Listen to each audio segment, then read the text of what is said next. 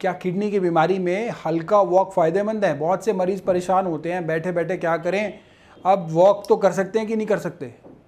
क्या आपने कभी सोचा है कि जब किडनी ठीक से काम नहीं कर रही होती है, जब बॉडी थकावट से भरी होती है, तो किडनी ठीक से काम नहीं कर रही होती, तो क्या वॉक करना सेफ़ है?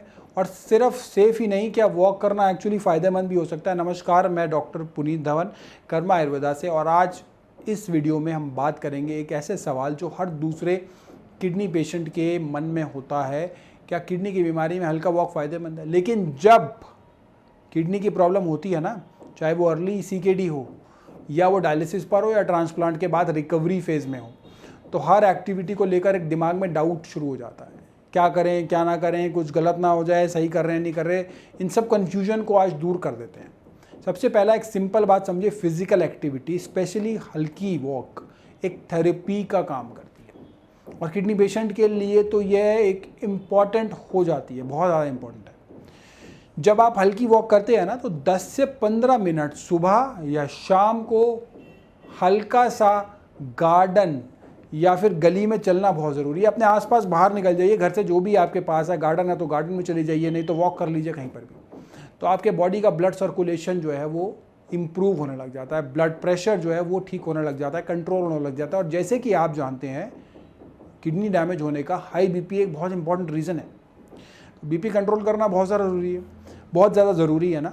तो वॉक से स्ट्रेस लेवल भी कम होता है, और आज के टाइम में जब हर पेशेंट अपनी रिपोर्ट्स, क्रेटिनिन लेवल को लेकर, जीएफआर की फिक्र में और इमोशनल स्ट्रेस को लेकर काफ़ी ज़्यादा चिंतित है, ऐसे में वॉक से मूड बेटर होता है और नींद इम्प्रूव होती है। पेशेंट खुश रहने की कोशिश करता है ऐसे वॉक करके, क्योंकि उसके गुड हार्मोन्स रिलीज होते हैं, तो वो खुश होने लगता है थोड़ा सा, और खुद को मेंटली एक्टिव भी फील करता है।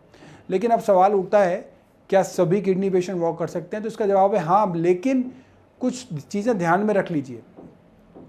अगर आपको बहुत ज़्यादा वीकनेस है या हार्ट की कोई प्रॉब्लम है, तो आप डायलिसिस के बाद या फिर आप थकावट महसूस कर रहे हैं, प्रोटीन निकल जाता है ना डायलिसिस के बाद, उसके तुरंत बाद थकावट हो रही है, तो अपने डॉक्टर से बात कर लेना।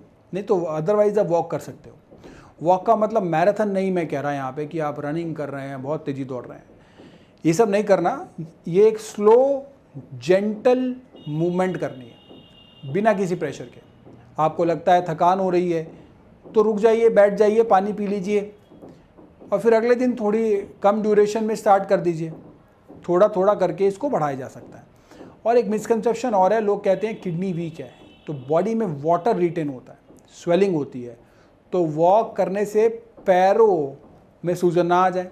देखिए, अगर स्वेलिंग बहुत ज़्यादा है ना, तो थोड़ा रेस्ट लेना ज़रूरी है, लेकिन वॉक से लिम्फेटिक ड्रेनेज इम्प्रूव होता है, और ये स्वेलिंग कम करने में मदद करता है, बढ़ाता नहीं है स्वेलिंग को। क्या लग रहा है लोगों को कि सूजन करें, पैरों में सूजन ना हो जाए वॉक करने से, लेकिन वॉक करने से पैरों की सूजन कम हो रही है, लिम्फेटिक ड्रेनेज इम्प्रूव हो रहा है।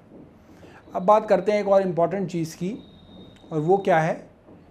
न्यूट्रिशन और हाइड्रेशन। जब आप वॉक करते हैं, तो स्पेशली अगर आप डायलिसिस पर हैं, तो पानी की क्वांटिटी और डाइट का भी ध्यान रखना होता है। वॉक के बाद ज़रूरी नहीं कि आपको एनर्जी ड्रिंक पीने को मिल जाए या आप एक्सेसिव फ्लूइड जो है वो लेने लग जाएं। हर किडनी पेशेंट का एक अलग हाइड्रेशन प्लान होता है, जो आपके उनके लैब रिपोर्ट्स और ओवरऑल हेल्थ पर डिपेंड करता है। हम ये सजेस्ट करते हैं कि अगर आप किसी भी स्टेज के किडनी पेशेंट हैं, तो अपने डेली रूटीन में 10 से 15 मिनट की हल्की वॉक शामिल करना ज़रूरी है। अगर आप वॉक करने के बाद बेटर फील करते हैं ना, तो उसका टाइम धीरे धीरे इंक्रीज़ कर देना। धन्यवाद।